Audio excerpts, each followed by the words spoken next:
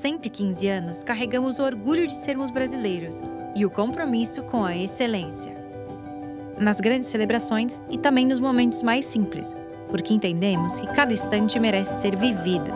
Seguimos honrando nossa tradição, inovando com propósito e levando qualidade em cada garrafa. Salton, 115 anos.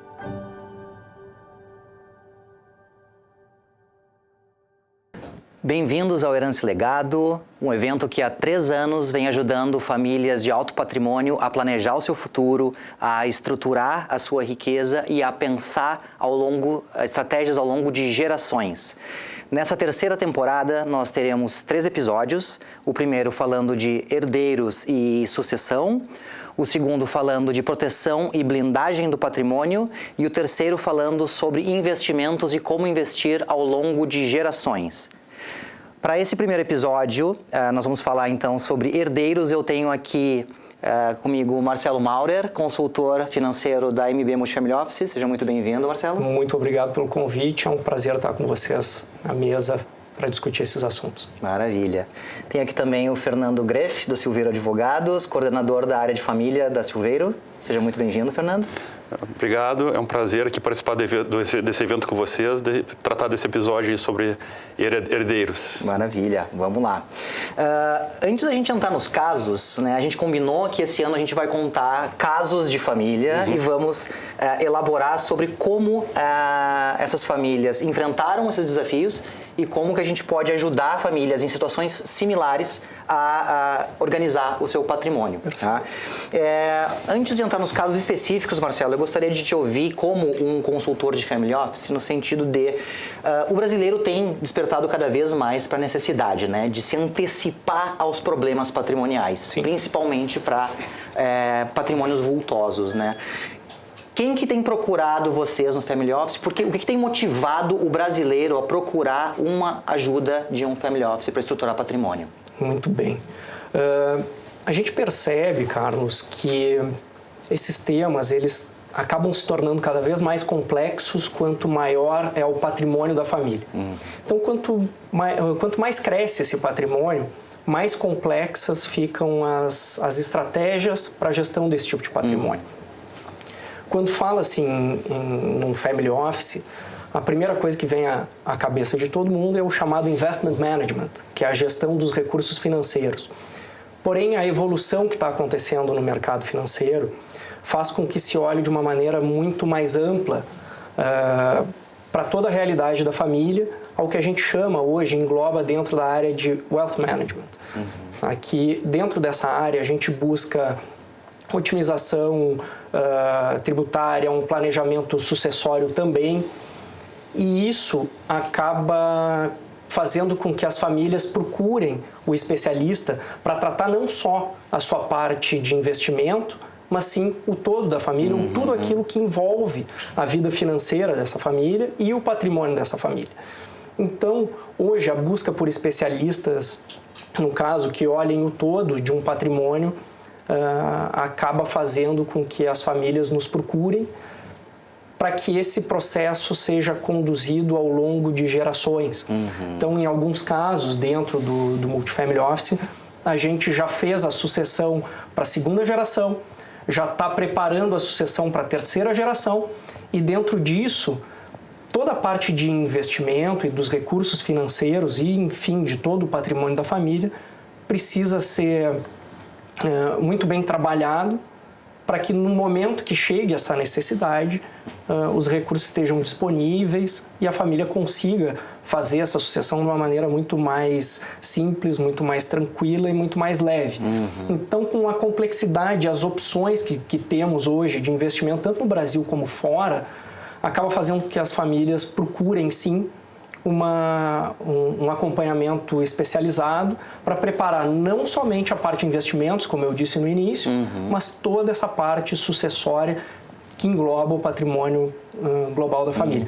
Nesse sentido, muitas vezes nós chamamos à mesa também para conversar os especialistas também nessas áreas que ajudam o Family Office a conduzir esse planejamento todo com a família.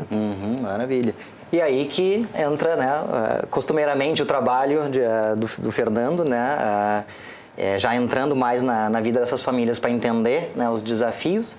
Mas o que o Marcelo falou ali nem sempre é a realidade, né? Ele falou, fica tão bonito, né? Não, resolver tudo da forma mais tranquila, sem conflito, mais barata possível e coisa e tal.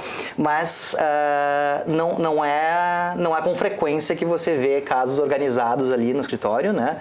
E qual é o problema de não ter um planejamento bem estruturado? Bom, Marcelo e Carlos, realmente assim, o fenômeno tem acontecido, tá? As pessoas têm cada vez procurado mais a questão do planejamento sucessório e isso decorre de várias questões. Por exemplo, agora a gente está com uma discussão sobre uma reforma tributária, tem uma discussão de reforma do Código Civil, que vai mudar de novo, várias regras de direito de família e sucessões foram aprovadas. Então, isso vai causando incerteza nas pessoas, tá? Mas para a gente falar de planejamento sucessório, a gente tem que falar de uma dualidade que tem, que é das certezas e incertezas da vida, né? Então, a gente tem a vida, tem uma característica inerente que é a incerteza. A gente não sabe o que vai acontecer com a nossa família, com o nosso patrimônio, com a nossa saúde, né? As coisas mudam muito rápido. A gente viu recentemente aí o evento da pandemia, teve a questão aqui da própria enchente aqui no Rio Grande do Sul. Então, são coisas que acontecem subitamente, né? E a gente realmente não sabe, não tem como prever tudo o que vai acontecer. Por outro lado, temos uma certeza, tá? A certeza de que em algum momento da nossa vida, em algum momento, nós não vamos mais poder gerir o nosso patrimônio. Seja por uma questão de incapacidade, seja por uma questão, e isso é uma tendência, porque há uma clara tendência das pessoas viverem mais tempo, né? Então tem a questão da incapacidade e a própria questão do falecimento. Tá? E essa dualidade, ela tem dela surge um paradoxo, que é um paradoxo de que ao mesmo tempo praticamente todas as pessoas, se a gente tivesse uma pesquisa hoje, praticamente todas as pessoas falariam qual é o desejo delas do que deveria acontecer com o patrimônio quando elas viessem a falecer. Certamente, Carlos tem um desejo, Marcelo tem desejo, eu tenho desejo, todo mundo tem esse desejo, tá? Mas poucas pessoas colocam no papel esse desejo, as pessoas materializam ele, tá? E deixam para que as coisas se resolvam depois. Ou às vezes materializam do jeito que elas acham e não do jeito que a lei permite. Perfeito. Ou que seja mais inteligente, né? Perfeito. E isso decorre dessa dificuldade das pessoas tratarem disso, decorre basicamente de duas questões. A questão da dificuldade de a gente lidar com a finitude. Então, quando a gente vai conversar sobre o testamento, sobre o planejamento, quando eu vier a faltar, eu estou aceitando que a morte vai acontecer e estou prevendo ela. Tá? Então, realmente, é uma dificuldade que as pessoas têm. Tem muita gente que não gosta de tratar disso. Tá? E a outra questão é a própria dificuldade, a complexidade emocional de se tratar com isso, porque eu estou antecipando um problema, uma questão que somente ocorreria depois que eu viesse a falecer ou que eu não tivesse mais capacidade, né? Então, é uma antecipação que trata de questões objetivas, mas muitas questões subjetivas da família, a emoção da família, né? Então, é um assunto muito difícil de tratar. Quando eu não passo, já respondendo a tua pergunta, quando eu não consigo transpor essas barreiras que existem para tratar disso, o que acontece? Quando acontecer o evento de falecimento de incapacidade, a lei vai dizer o que vai acontecer com o patrimônio. Tá? Então, o que o código faz? O código presume qual seria essa vontade da pessoa que eu falei antes. Ela presume, se a pessoa não disse nada, eu presumo que eu gostaria que fosse nessa ordem. E aí tem uma ordem lá de quem herda primeiro e como se herda. Mas isso gera muitos problemas, tá? Essa não materialização dos desejos e não organização. Por quê? Tem um problema é uma fonte muito grande de conflito. Vocês devem ouvir falar aí de inventários que duram 10, 15, 20 anos, né? Então, é uma fonte de conflito justamente porque envolve a objetividade do patrimônio com a subjetividade da emoção da família. Tem a questão da própria liquidez, às vezes, tem custos altos para fazer um procedimento de inventário, às vezes as famílias não têm liquidez e mais do que isso, muitas vezes os familiares não têm informação acerca do patrimônio, nem informação acerca do patrimônio. Sabem exatamente do que eles estão tratando de patrimônio. Pega uma fazenda, não se sabe como é que é gerida a fazenda. Uma sociedade, então, numa empresa é mais complexo ainda, porque numa empresa a gente está tratando não só da sucessão patrimonial, como da sucessão do próprio negócio, da gestão do negócio. Então, a própria continuidade da empresa, às vezes, ela depende efetivamente de uma sucessão bem organizada. Fora a complexidade que tem de escolher o sucessor para o negócio, aquela questão da geração, de convívio de gerações na empresa, de pai e filho, que às vezes é um pouco conturbada. Então, é uma situação bem mais complicada essa da empresa. Tá? Mas o certo é que é um assunto complexo e difícil. Tá? E eu tenho uma opção para isso, para mitigar esses problemas. A opção justamente é fazer um planejamento sucessório, uma organização patrimonial em que eu tento mitigar, eliminar é muito difícil, mas mitigar, diminuir tanto o risco de uma desavença familiar quanto até mesmo de custo, de minimizar os custos e os procedimentos legais para que seja feita a transmissão do patrimônio. Tá? Então, tem vários instrumentos que eu posso usar para fazer isso, a gente vai falar de alguns aqui no decorrer da conversa. Tá? E o importante é que não tem, parece um chavão, mas é verdade, não tem uma solução única, não tem uma solução universal, tem que se analisar a característica da família, do patrimônio das pessoas para saber quais são as alternativas possíveis. Tá? É multidisciplinar, tem que ter direito de família, sucessões, que é a minha área, tem que ter direito societário, tem que ter direito tributário envolvido, tem que ver se isso casa com os investimentos e com a gestão do patrimônio. Não adianta fazer uma coisa que torna a outra descoberta. Né? Exato. Então, é um trabalho realmente muito complexo e demanda de um estudo prévio. Eu costumo dizer, assim, minha definição de planejamento sucessório é que é um ato de entendimento da vida e de aceitação das certezas e incertezas que ela traz. Tá? É um ato de preocupação, de cuidado e de carinho com as pessoas que ficam. Maravilha. Tá? Oh, bacana. Bom, nós vamos começar então agora a entrar nos casos, onde a gente exemplifica os instrumentos que vão nos ajudar a solucionar os problemas dessas famílias, né? E o primeiro que eu selecionei para nós aqui é justamente um não planejamento, tá? Então, uma família que não se planejou, tá? E que tinha a seguinte situação: o patriarca, né, faleceu, deixando 5 filhos e uma companheira com quem ele já não se entendia muito bem, ou seja, já tinha conflitos ali entre os cônjuges, e 5 filhos interessados naquele recurso ali. Os bens estavam espalhados por diferentes localidades, tá? Então não eram poucos bens, eles estavam bastante capilarizados, e não havia nenhuma regulação sobre o que aconteceria com esse patrimônio. Bom, esses casos são super comuns ali que aparecem pra gente, né, Marcelo? Briga. Um quer uma coisa, outro quer outra, litígio, um acaba lá pelas tantas que um advogado coloca advogados, os outros colocam junto, começa a virar uma briga generalizada. O resumo ali era mais de 10 anos já de briga pelo inventário e ninguém ainda tinha conseguido solucionar nada. Tá? Isso acontece bastante, né? Você recebe bastante na mesa famílias que têm esse problema. Qual é a abordagem inicial nesses casos e a importância de um fórum neutro para discussões, tá? Para chegar em consenso nesse tipo de situação? Perfeito. Eu ia chegar exatamente nesse caso. Quando vem casos complexos assim, a gente sempre diz que a pior coisa que pode acontecer é a família começar a tratar desses assuntos em um momento não propício. Tá? Não deve ser tratado de uma forma... A gente sabe que o ideal é no churrasco de família. Exato, né? Eu ia chegar exatamente nisso. Então, pouco num churrasco de família onde um dos irmãos já tomou 2 taças de vinho e o outro irmão está assistindo o time perder o jogo do domingo à tarde, entendeu? Então, não é o melhor lugar para tratar sobre isso. E aí sim, trazer para um ambiente profissional é o primeiro ponto para conseguir entender isso. Acontecem também outros casos onde a gente já conhece a família, já conhece algumas nuances daquela família e dos relacionamentos interpessoais entre os irmãos e sabe que o assunto é delicado de tratar e que muitas vezes um terceiro, um profissional, consegue conduzir esse caso de uma maneira muito melhor. Tá?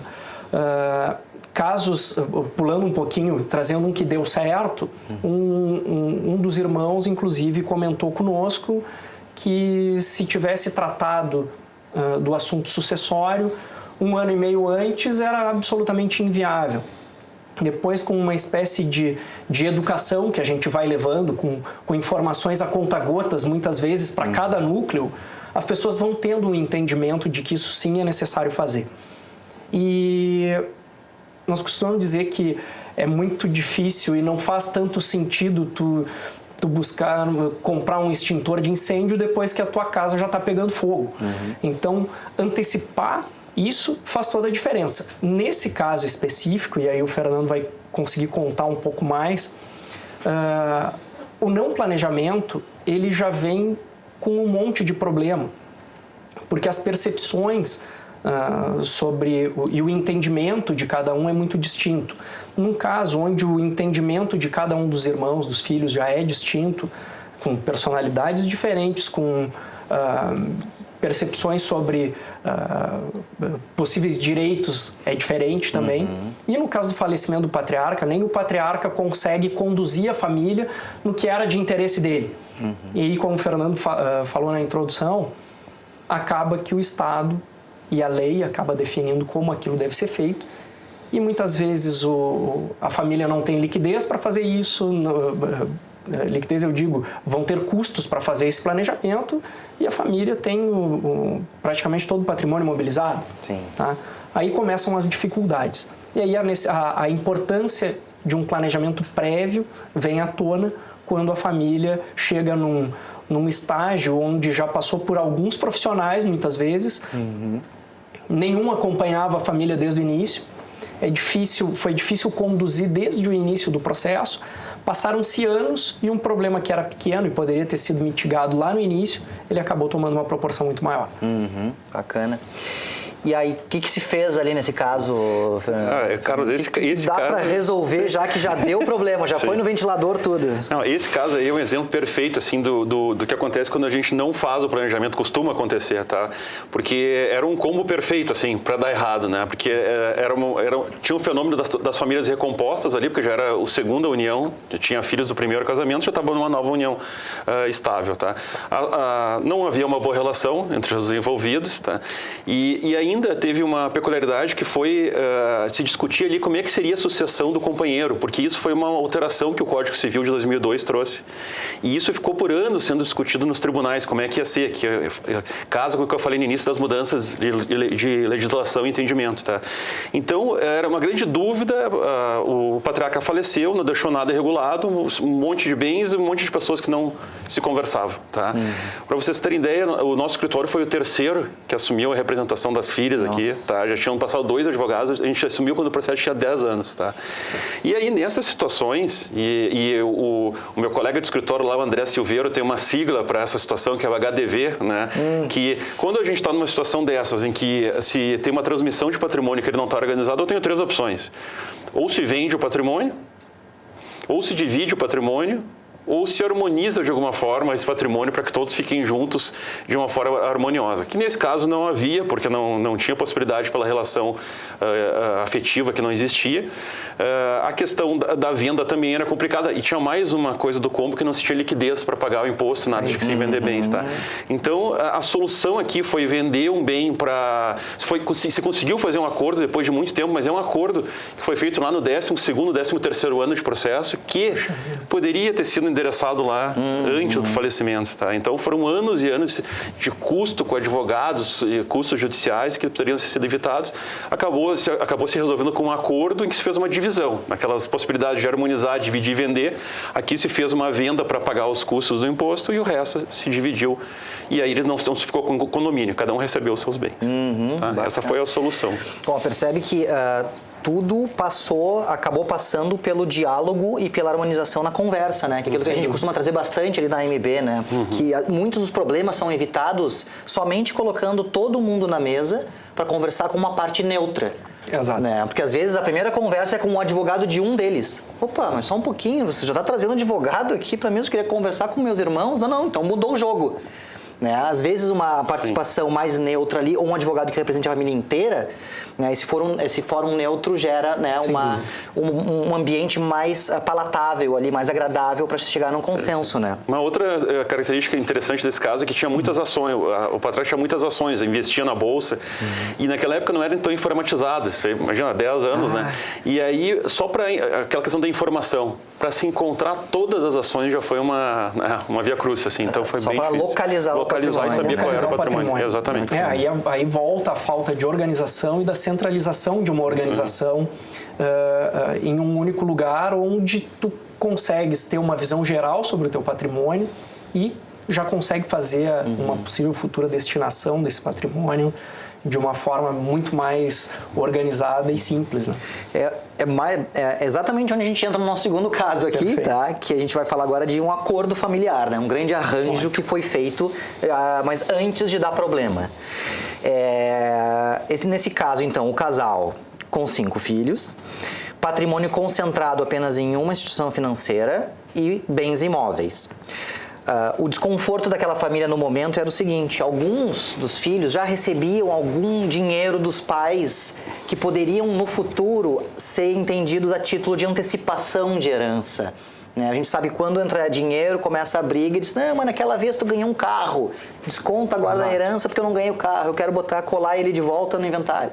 E o outro: não, mas a tua faculdade foi paga, enfim, várias questões que poderiam ser consideradas antecipação dos recursos da herança para os filhos. Tá? Então havia um medo dessa família, desse casal, de um futuro litígio entre os sucessores com relação a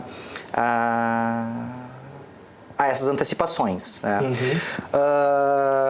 Então, Marcelo, voltamos então para aquela questão ali, né, do acordo familiar, né, e que caminhos que a gente dá quando a família já está se antecipando a possíveis brigas ali, e como encaminhar essa conversa em direção a fazer um acordo familiar, que daí já é um instrumento formalizado. Perfeito. Né? Perfeito. Mais uma vez, a questão do diálogo e da intermediação de um agente neutro nessa história. Né? Tem a velha máxima que diz que o que é combinado não é caro.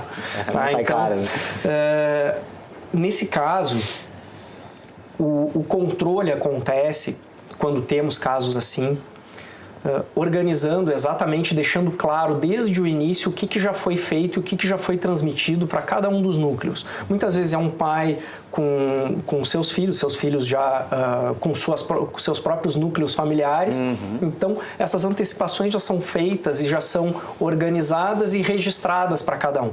Para que no futuro, e acho que foi o caso aqui, o Fernando confirma depois, quando tu transfere, por exemplo, se o patrimônio basicamente eram em ações, tu transferiu X valor para um filho. Se tu não tem o controle de quanto valia aquela ação naquele exato momento, o quanto aquilo corresponde ao patrimônio atualizado, chega no futuro, no momento de dizer o quanto cada um já recebeu, da briga. Podem surgir novas discussões. Eu disse, pai, tu me deu um carro, o carro desvalorizou, ele ganhou um imóvel, o imóvel valorizou, então o bem dele vale mais do que o meu, vamos brigar. Né? Exato, e nesse caso ainda, como eram ações de empresa, puxa, eu entreguei uma ação hoje, o quanto valia ou quanto valeria aquele mesmo patrimônio a valores atuais. E aí, de novo, tu vais precisar um bom entendimento da família, que nem sempre acontece. Às vezes um irmão tem um entendimento, ou tem o outro, personalidades distintas, a gente sabe qual o desfecho pode chegar.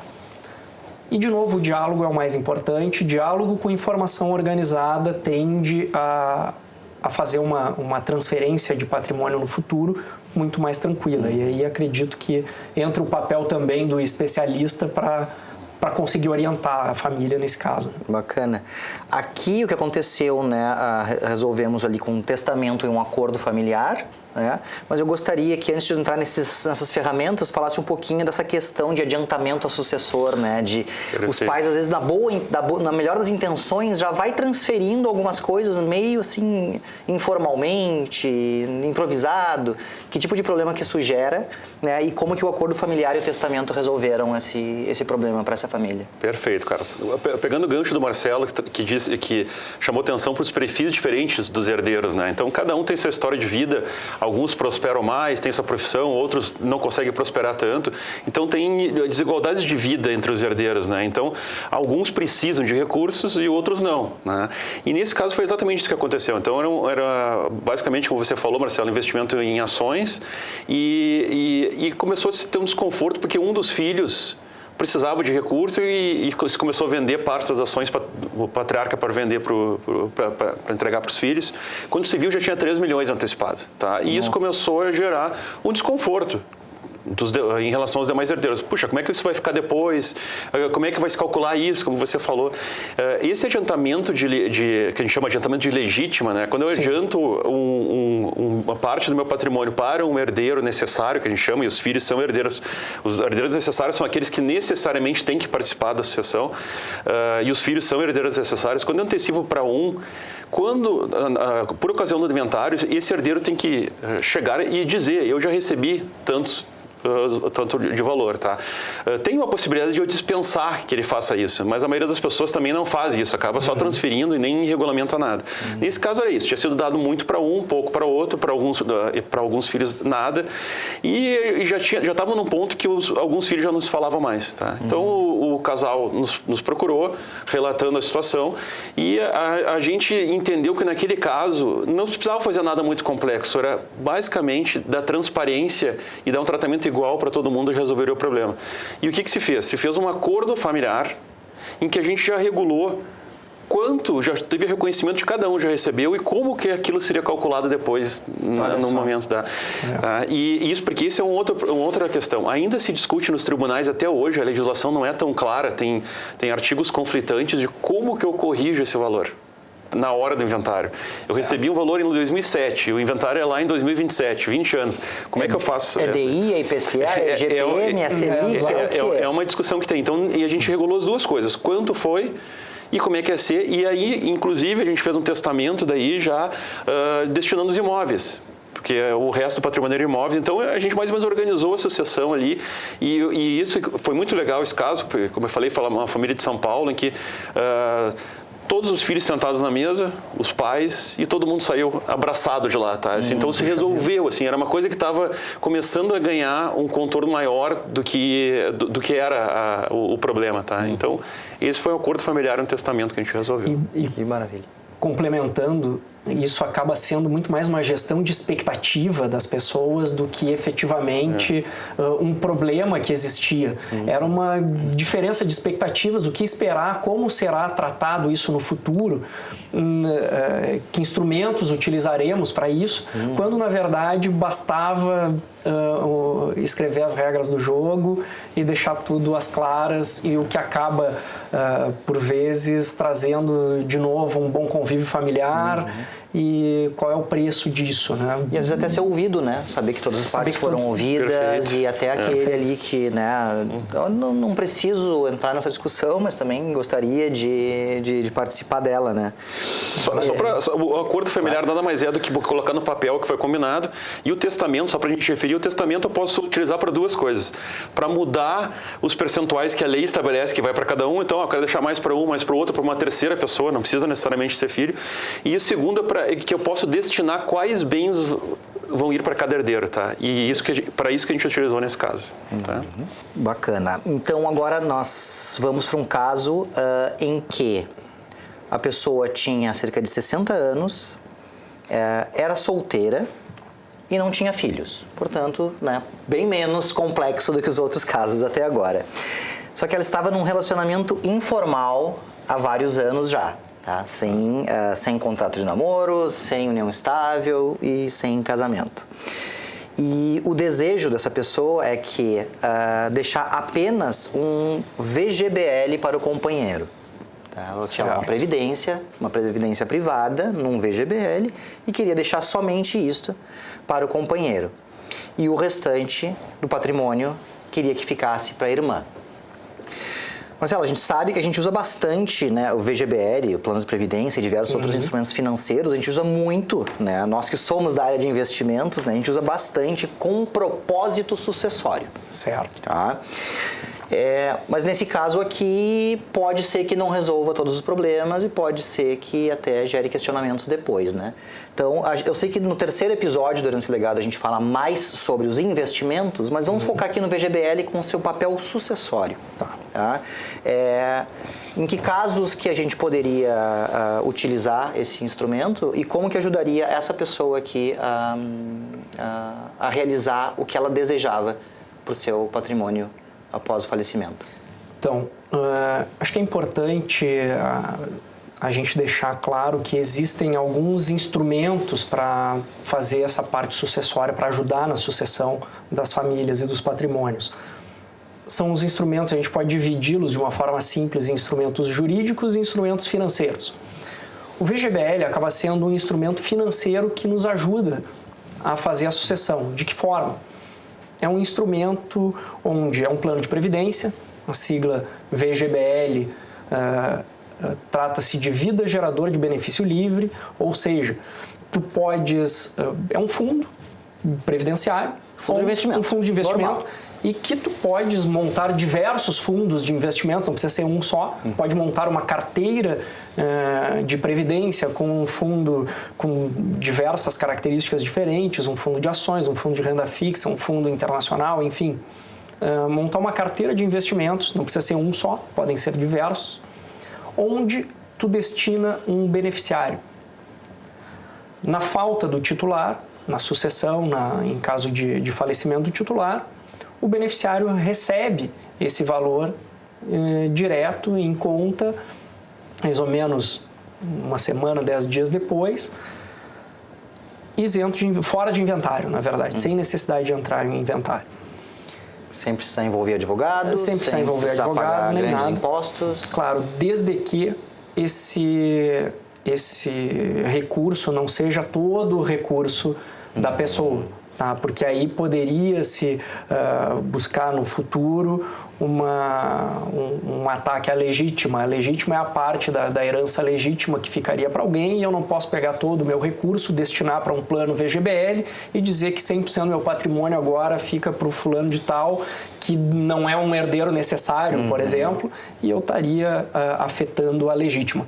Mas, de uma parte disponível, eu posso sim utilizar esse instrumento financeiro como uma forma de deixar um recurso para uma pessoa. O que é a parte disponível? Vamos lá. Todas as pessoas têm, do seu patrimônio, tu tem direito a deixar 50% do teu patrimônio para quem tu quiseres, independente de ser um herdeiro necessário ou um herdeiro legal. Tá? Às vezes nem herdeiro, não precisa nem ser uma pessoa, né? Pode deixar para uma instituição, pode fazer o que tu quiseres. Então, essa parte do disponível, tu pode destinar a quem quiser. Nesse caso, a cliente não tinha descendentes, que seriam os herdeiros necessários, não tem ascendentes, que seriam também herdeiros necessários, tem o cônjuge, que por mais que não esteja numa relação definida e oficializada, ele pode sim ser caracterizado como cônjuge, como união estável, e aí entraria num regime parcial de bens, tá? De comunhão parcial de bens. E aí teria, sim, direito à parte do patrimônio. Nesse caso, o patrimônio foi ela gostaria de destinar também o patrimônio para uma irmã, e aí utilizou-se, além do instrumento financeiro, um instrumento jurídico, que foi o testamento. E aí a combinação de dois instrumentos conseguiu deixar com que a cliente destinasse isso de uma maneira um pouco mais organizada. Né? E aí, claro, com os detalhes de cada um deles, assim, a serem tratados de forma distinta. O cônjuge ficou com uma parte via VGBL, que a gente utiliza, e também via um instrumento jurídico, que é o testamento, foi organizado também. Acho que você participou desse processo, né? Na elaboração do testamento, e qual foi a complementariedade aí, né? Sim. Digamos que se ela pensasse sozinha, talvez ela pensasse assim, quer saber? Vou deixar um testamento aqui tudo para minha irmã, e 100% do meu recurso financeiro para o meu pretenso cônjuge. Que problemas que poderia ter dado se ela não tivesse feito isso de forma organizada e como é que foi entregue essa solução?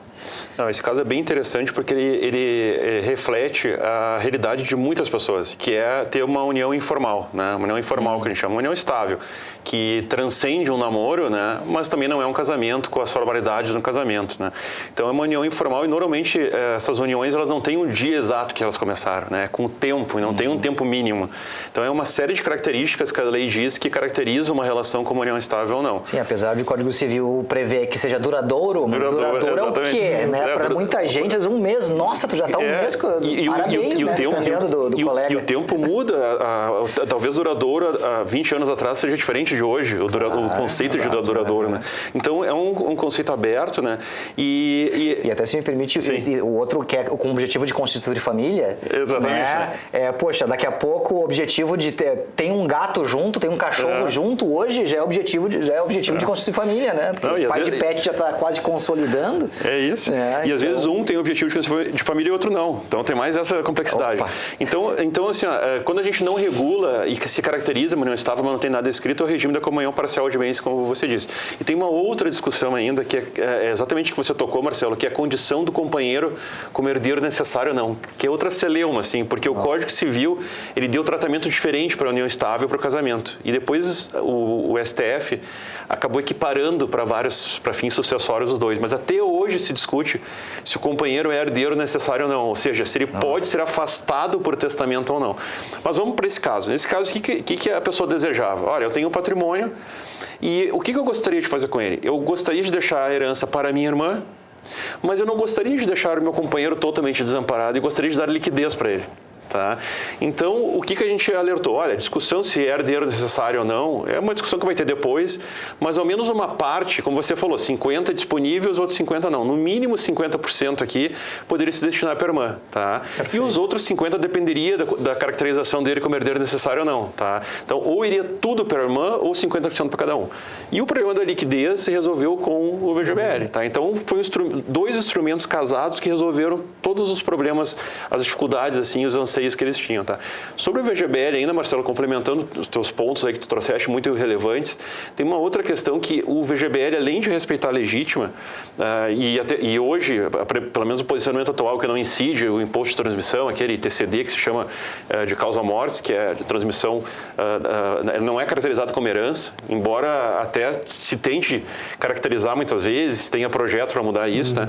Mas uma outra característica importante é que ele não pode ser utilizado como instrumento de fraude ou simulação, tá? Então, isso é muito interessante. Tem muitas decisões, especialmente lá no Tribunal de Justiça de São Paulo, de pessoas que, quando já estavam doentes, prestes a falecer ou que estavam incapacitadas, elas pegam todo o patrimônio e colocam no VGL para burlar a legítima, tá? Então, assim, quando é feito muito próximo do falecimento, quando já tem dúvidas sobre a capacidade, já tem que ser mais cuidado para usar. Ou quando o procurador faz, né? Já deixou a procuração para o filho e, coincidentemente, o procurador é o beneficiário daquele VGBL. Exato. Como todo instrumento aqui de planejamento de história, ele não é bom ou ruim por natureza, ele pode ser utilizado de forma boa ou de forma equivocada. Esse é o segredo. Perfeito. Bom, este aqui é uns que a gente mais ouve falar por aí, que as pessoas têm tentado e acaba que a gambiarra sempre sai caro, né? Vamos lá. Essa família, eles queriam fazer o seguinte, eles tinham uma empresa familiar e eles queriam fazer um contrato de compra e venda das cotas, tá, da empresa pelos filhos contra o pai, pelo valor nominal das cotas, né? Então, digamos aqui, né, aquela empresa aberta com capital social de 10 mil reais, cujo valuation é 20, 30, 50 milhões. Queriam fazer esse contrato de compra e venda por valor nominal e sem transferência de recursos, ou seja, não ia ter nem um recibo daquele pagamento, uma comprovação daquele pagamento, para evitar o pagamento de TCMD do falecimento do patriarca e a distribuição das cotas entre os filhos. Esses dois filhos também estavam em uniões já constituídas, tá? Então já tinham também as suas próprias famílias. Tá? Esse tipo como é que a gente chama gambiarra de uma forma mais elegante, né? Esse tipo de tentativa de burlar a legislação é muito comum, né? A gente ouve bastante por aí as pessoas tentando, né, esse tipo de estratégia. Quando nos procuram também, né, a gente sente às vezes, não, quem sabe a gente faz assim, né, não paga ITCMD, faz um contratinho de compra e venda, transfere as cotas, ninguém paga nada e fica tudo dentro de casa. Certo. Não é bem assim, né, Marcelo? Não é bem assim mesmo. O cuidado que tem que se ter sempre é para tu tentares jogar o jogo dentro da regra. Tá? Porque o fora da regra ele pode te trazer muitas perdas futuras, podem prejudicar todo um planejamento de vida por um detalhe que muitas vezes pode sair muito mais caro depois.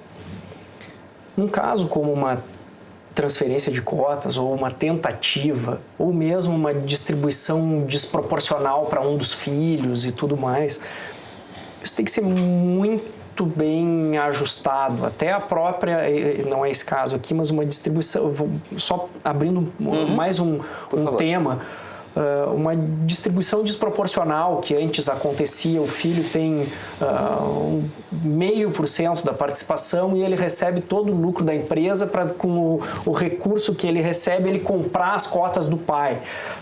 Se tu não tens o que o pessoal chama de um propósito negocial para isso, ou seja, o filho ele faz a gestão efetiva da empresa, ele, por mais que não tenha participação, ele tem sim uma distribuição maior porque é ele que está envolvido. Isso pode, sim, ser caracterizado como uma tentativa de burlar uma doação, ou de tu simular algo que não uma doação efetiva. Então, no caso de doação de cotas, pelo valor nominal, isso já foi feito por muitos anos. Se fazia isso até pelo controle que era muito mais difícil de acontecer. E hoje isso tem um controle, tem uma atuação, inclusive do fisco muito maior, tá? Da Fazenda dos Estados, inclusive, em cima das holdings, das empresas e de tudo mais, para que isso seja feito da forma regular. Então, trazendo o que a gente sempre sugere é que o certo é o certo, independente do que tu vá fazer. E claro que dentro do entendimento, muitas vezes o entendimento muda, às vezes nem na própria lei está, mas já tem alguns entendimentos no judiciário que te dizem o seguinte, olha, isso não é mais aceito, isso vai ser revisado. Se tu fizesse isso, tu tem 5 anos para trás para recuperar o que tu fez, o que tu fizeste. Então, inclusive, há um controle muito maior do fisco, revisando essas intenções, isso que já foi feito, essa transmissão por um valor nominal, por exemplo, e que não condiz com o valor real daquela empresa. O que acontece? Muitas vezes tu pode deixar um caso e achar que tu conseguisse fazer efetivamente uma transmissão que não foi feita. Então tu deixas um espaço aberto para uma contestação e para uma multa futura, que em alguns entendimentos, aí o Fernando acho que vai conseguir complementar melhor, já está sendo visto até como, está entrando na área criminal já, tá? E que isso pode te trazer uma multa muito maior ali na frente e pode terminar com o planejamento que foi feito. Sim. Muitas vezes, tu saberes o que tu vais pagar hoje, seja uma doação que chega aí, por exemplo, a 4% do valor patrimonial, doado, organizado, isso lá na frente pode incidir um outro problema muito maior do que os 4%. Tem um custo escondido também, né, que a gente tenta alertar as pessoas com quem a gente faz consultoria, que, bom, fora o problema de tomar uma multa lá na frente, de ter custos judiciais e juros sobre aquilo que não foi pago lá atrás, um custo oculto é o seguinte, se nesse caso a doação fosse feita imediatamente, com um valuation, né, com uma avaliação daquelas cotas a valor de mercado atual, o valor é o valor de hoje, 4% sobre hoje. Perfeito. Se deixar para quando estourar e revisar esse material todo, pode ser que o valuation da empresa tenha crescido. Pode ser 4, pode chegar a 8, porque já tem... Pode ser que a alíquota tenha subido, porque tem projeto na reforma tributária para aumentar. Né? Então, uma alíquota superior incidindo sobre um valuation superior, que é o valuation do futuro, que a empresa tende a crescer, correto? Então, a gente vai pagar um valor de mercado superior para aquela doação retroativamente, né? Exatamente. Então, tem todo esse tipo de problema que muitas pessoas ignoram. Como é que a gente resolveu isso para essa família? Aqui, eu queria chamar a atenção para 3 decisões. Aqui a gente tem que falar de decisão judicial, porque o entendimento vai mudando e a própria tecnologia vai mudando e os estados conversam com a Receita Federal. Então, muita coisa que se fazia antes, que se costumava fazer antes, acaba não funcionando mais, tá? Então, essa é uma situação bem típica.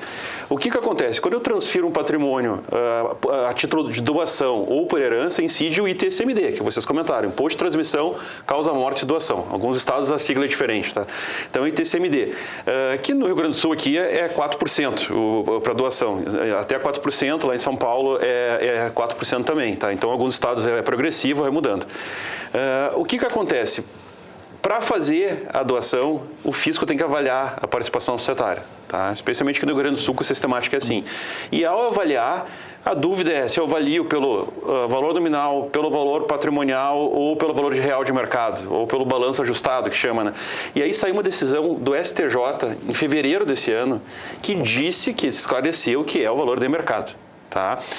Para fugir disso, então, quando eu tenho uma empresa que tem um patrimônio muito considerável ou, eventualmente, até uma questão de caixa, né, de fluxo de caixa considerável, pode ser que essa avaliação seja alta para aquele momento, muito menor do que no futuro, mas alta. E para fugir disso, o que se construiu? Construiu fazer um instrumento de compra e venda em que se simula, essa é a palavra certa, se simula que aquelas cotas foram compradas por um valor irrisório, quando na verdade foi uma doação. E para não pagar o imposto, tá?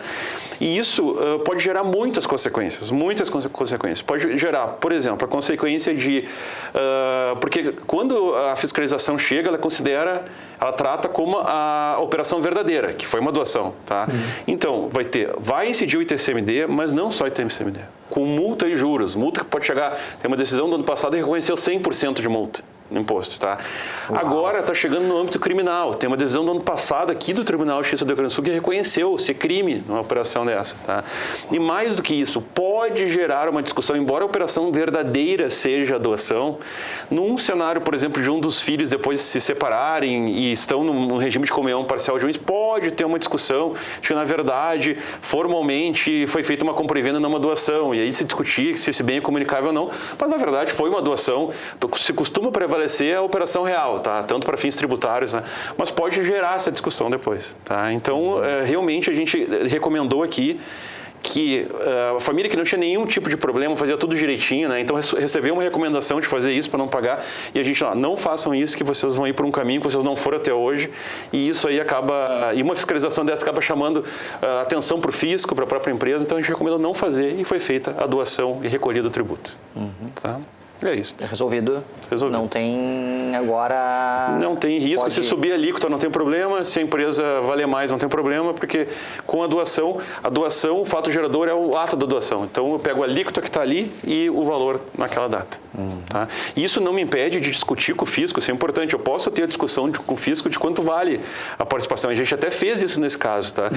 Porque eu tenho a Fazenda Estadual avalia que no Rio Grande do Sul você tem um prazo para fazer uma impugnação dessa avaliação. E muitas vezes você demonstrando que a avaliação foi errada, você consegue reduzir o valor da avaliação. Isso é muito interessante também. Conseguimos em alguns casos já. Perfeito. E isso, então assim, é uma luta dentro das regras do jogo. Não, essa sociedade vale menos por causa disso. E você consegue fundamentar, mas não faz nada simulado.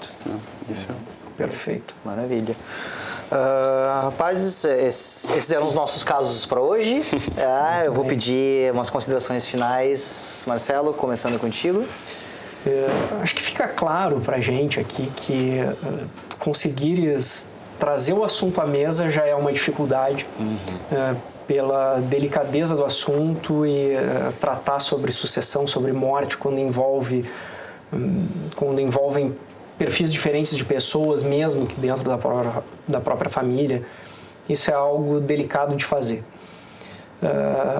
Também é importante trazer previsibilidade dentro do possível, para a condução desse patrimônio e para perpetuar esse patrimônio e esse legado que foi deixado muitas vezes pelas gerações anteriores para as próximas gerações. Então, eu acredito que fazer o planejamento, buscar o apoio de profissionais para isso é essencial para que a gente consiga, sim, transmitir o legado de uma família de uma geração para outra. Fora isso, a gente acaba encontrando dificuldades lá na frente que poderiam ter sido mitigadas e organizadas antes. Às vezes facilmente, né? Facilmente. Então, é fácil resolver agora e se deixar para depois vai dar problema. Exatamente. Então, deixar para depois, para o final, quando a gente surgiu um problema, não é o momento de tu tratá-lo da melhor forma. Então, conseguir fazer o planejamento e conseguir fazer a sucessão da família quando tu ainda não tem um problema, ele é muito mais fácil, muito mais leve, é um processo muito mais tranquilo para a própria família. Então fica o recado da necessidade de organizar e antecipar todo esse tipo de planejamento. Acho que é um ganho para todo mundo. E, Fernando, na tua experiência, então, como consideração final, quando que é o momento da família pensar nisso e pelas experiências que vocês já tiveram lá? Carlos, a pessoa que tem um patrimônio, que conseguiu construir um patrimônio, diante da certeza da finitude, ela só tem duas opções. Ou pensar nisso ou não pensar, tá? Só tem essas duas opções. E pensar sobre isso não é necessariamente executar, fazer um testamento, fazer algo. Como comentei com vocês já em outras oportunidades, às vezes o planejar é não fazer nada. É simplesmente entender as opções que contei, o que vai acontecer. E talvez a decisão seja não fazer nenhum desses instrumentos que a gente comentou aqui e vários outros que existem, tá? Mas refletir, pensar, entender, né, as vantagens e desvantagens de cada uma das opções, isso é absolutamente fundamental. E não temos que esperar para fazer isso quando a gente está com um problema de saúde, quando aconteceu alguma necessidade, né? Quanto antes, a gente tem muitos clientes, já isso foi um fenômeno que mudou agora com a pandemia. Antes era muito comum as pessoas acima de 60 anos nos procurarem. Hoje, a gente atendeu um cliente agora segunda-feira com 37 anos, tá? Que já está pensando no testamento, tá? Então, assim, as pessoas estão antecipando e quanto antes, até porque tem uma questão. Isso é bem importante, a gente acabou não falando.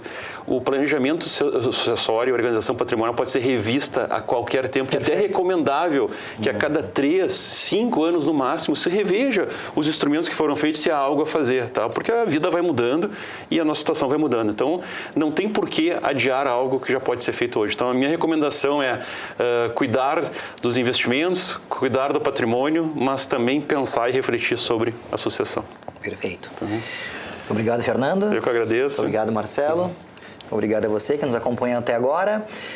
Não percam amanhã, no segundo episódio, nós falaremos sobre blindagem patrimonial e estratégias de proteger aquilo que foi construído e perpetuar dentro da família, dentro do clã. Não perca. Até lá. Até mais.